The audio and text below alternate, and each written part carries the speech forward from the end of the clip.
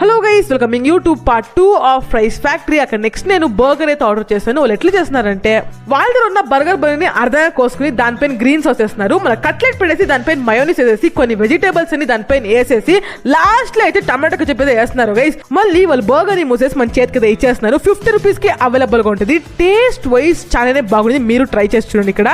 So next నేను crispy onions అయితే order చేశాను. వాళ్ళు ఎట్లా చేస్తున్నారంటే ఆనియన్స్ పైన సాల్ట్ వేసి దానిపైన రెడ్ కలర్ మసాలా వేసి దాని అయితే బాగా మిక్స్ చేసుకున్నారు. ఆనియన్స్ ని ప్లేట్ పైన వేసుకున్నారు. వీడియో లాస్ట్ గా చూడండి. ఇలాంటి ఇంట్రెస్టింగ్ వీడియో చూడండి, ఛానల్ సబ్స్క్రైబ్ చేసేయండి గైస్. వాళ్ళు 3 విధంగా సాస్ వేసి దానిపైన మసాలా వేసేసి మన చేతికి అయితే ఇచ్చేస్తున్నారు. 90 రూపీస్ కి అవైలబుల్ గా ఉంటుంది. టేస్ట్ వైజ్ క్రిస్పీగా నాకు చాలానే ఇష్టమైంది. లాస్ట్ లో అయితే మాక్టెల్ అయితే ఆర్డర్ చేశాను. 50 రూపీస్ కి అవైలబుల్ గా ఉంటుంది. టేస్ట్ వైజ్ సిరప్ తాగినట్లు ఉండింది. సో ఓకేనా చెప్తాను గైస్ టేస్ట్ నేను. సో ఈ ప్లేస్ లొకేషన్ డిస్క్రిప్షన్ ఉంది. So if you like this video, like and share and please subscribe. So urgent అయితే ఇంటికి వెళ్ళాలి. So by bye guys.